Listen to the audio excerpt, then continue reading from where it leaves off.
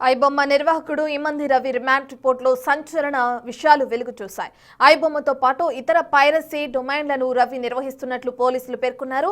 అంతేకాదు 65కి పైగా మిర్రర్ వెబ్సైట్లు నిర్వహిస్తున్నట్లు రిమాండ్ రిపోర్టులో తెలిపారు. ప్రతి నెల 3.7 మిలియన్ యూజర్లు లాగిన్ అవుతున్నట్లు గుర్తించామన్నారు. 6 ఆన్లైన్ బెట్టింగ్ యాప్స్ ద్వారా భారీ ఆదాయం సంపాదించినట్లు తెలిపారు.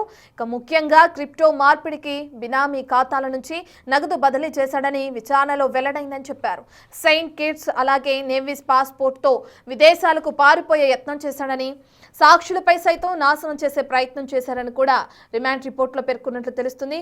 సాక్ష్యాలను నాశనం చేయడానికి ప్రయత్నించాడు రవి. ఇమంది రవి విచారణకు సహకరించడం లేదని డేటా రికవరీ చేయాలంటున్నారు పోలీసులు.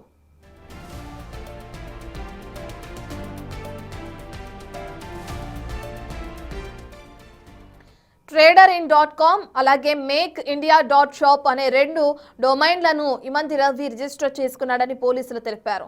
ఒక డొమైన్ను అమెరికాలో, మరో డొమైన్ను అమీర్పేట్లో రిజిస్టర్ చేసుకున్నట్లు కూడా చెప్పారు. అయితే ఇవే ఇమంది రవిని పట్టించాయన్నారు పోలీసులు. ఇక రవి బెదిరింపులకు పాల్పడిన స్టేట్మెంట్స్ ను సైతం రిమాండ్ రిపోర్టులో ప్రస్తావించారు పోలీసులు.